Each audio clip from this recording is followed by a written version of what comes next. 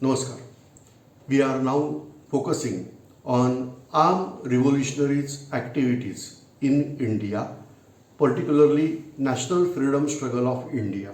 So, first I have to define the scope of the subject.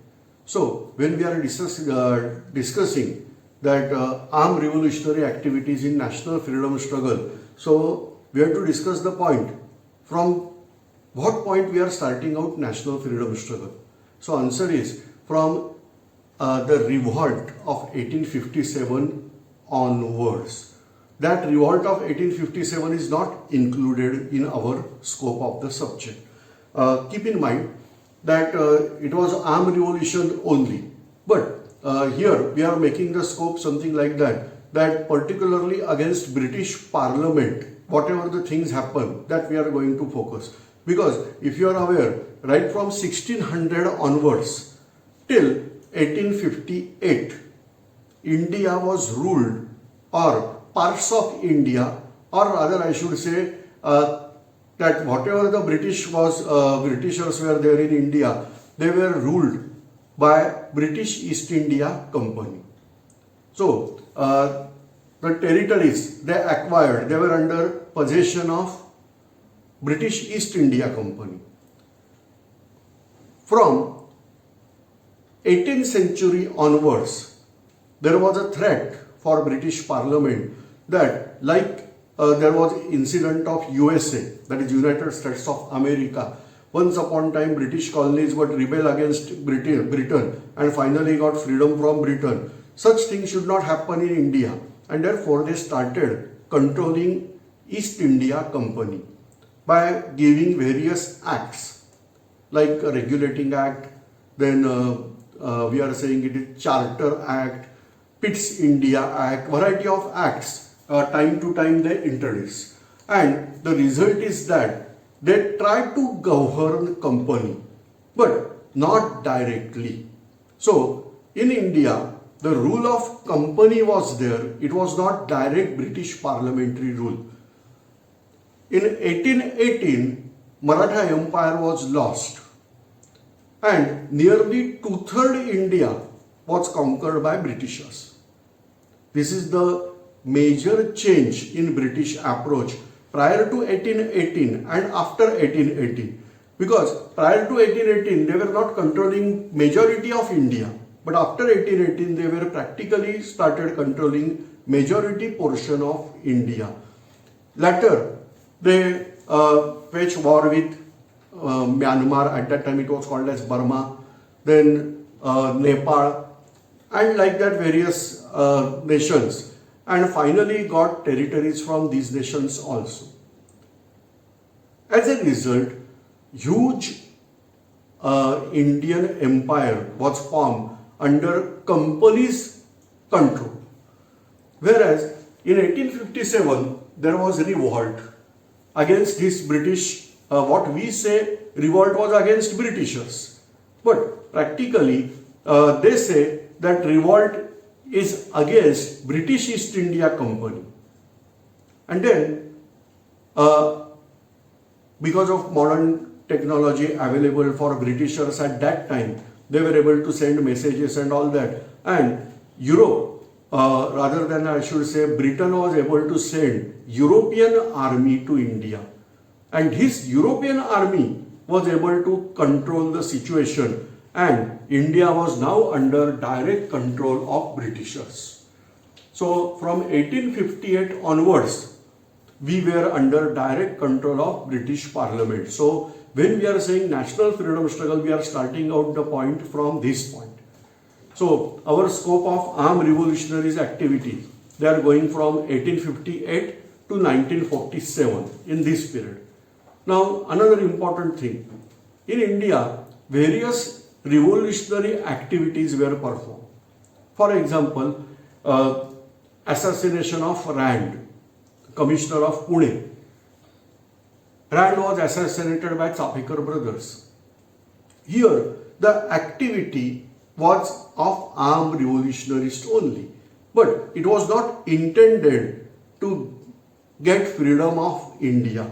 Entire India should get free and all that. Like that, things were not there under initially behind this activity?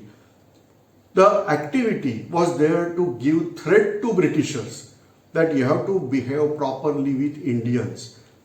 Whatever in your mind you are going to behave, we are not going to tolerate it. That was the idea.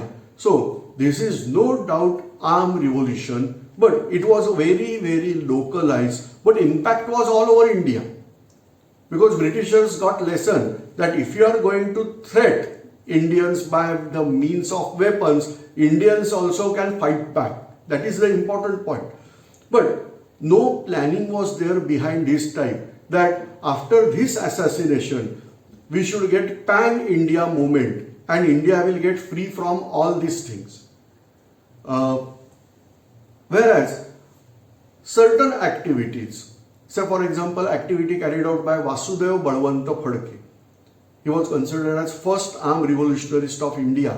So when Vasudev Balwanta Phadke carried out the action, he was having his clear vision that Chhatrapati Shivaji Maharaj started his work from Pune district only, and later on 2/3 of India was under control of Maratha army.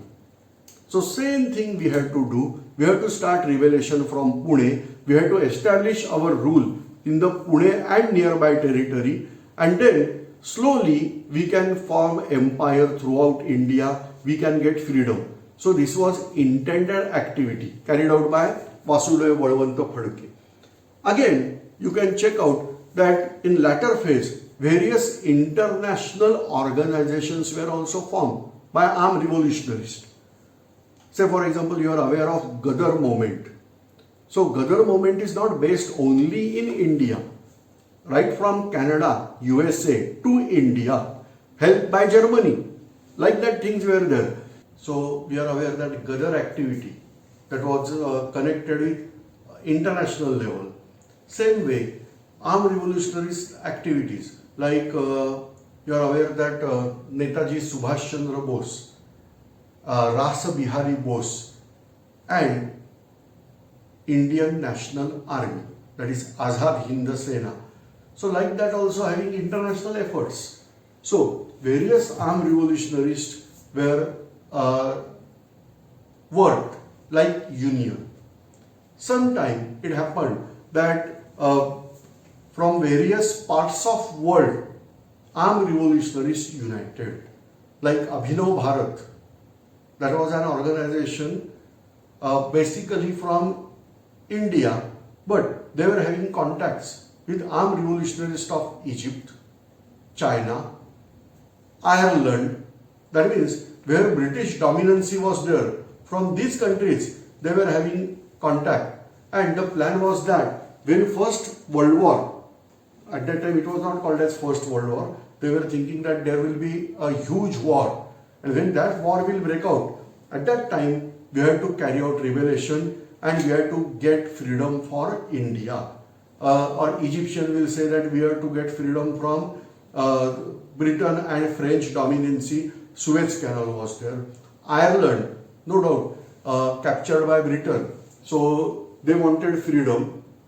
And then China, where British dominancy was there at certain places. So they also wanted freedom from them. So like that, armed revolution was intended there.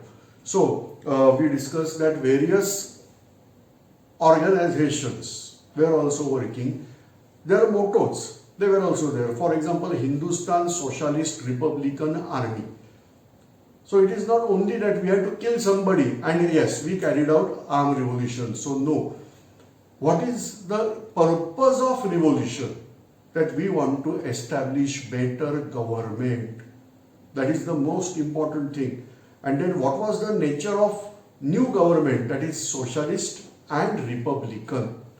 So like that concepts were also there with these armed revolutionaries. So they were inspired obviously by somebody. So for example, Abhinav Bharat. No doubt, Abhinav Bharat was led by freedom fighter Savarkar, that is Vinayak Damodar Savarkar, and his elder brother Ganesh Damodar Savarkar. He is also called as Babarao Savarkar. But they were highly inspired by the work of Joseph Mazzini. Italian armed revolutionary activities were conducted by them. The principles of Joseph Mazzini, and that's why V.D. Savarkar, that is Vinayak Damodar Savarkar, wrote a book about biography of Joseph Mazzini. So it is just a biography of Joseph Mazzini, but that is guideline that how to act, and we have to achieve freedom. So one of the dependency, I am not saying that 100% they were working on that principle only, but maximum time they were inspired by this type of thing. Whereas 1857 revolt. So V.D. Savarkar is the first person from Indian side who said that it was not mutiny of Sepoy. It was armed revolution. This is first freedom struggle of India. So same thing. Gadar movement was inspired by Abhinav Bharat. See, Abhinav Bharat is parent organization. Lala Hardaya, one of the member of Abhinav Bharat, later on started that Gadar movement. Rasa Bihari Bose, one of the member of Abhinav Bharat or associated with Abhinav Bharat. Lahore conspiracy is another important thing. We are going to discuss it afterwards, step by step. But at that time there was a person named as Vishnu Ganesh Pingre, inspired by Abhinav Bharat activity. Bhagat Singh, Rajguru and Sukhdev. Out of that, Rajguru was from Maharashtra, inspired by Abhinav Bharat activity, and so many things. But if you are asking me proof, then and right now I am saying that for many things what I am going to tell, they are not having proofs. Okay. The thing is that these armed revolutionaries, they carried out various activities, but not by writing out anything. Why? So, they don't wanted to disturb others. If only one person is arrested, he will not give name of other person. So for example,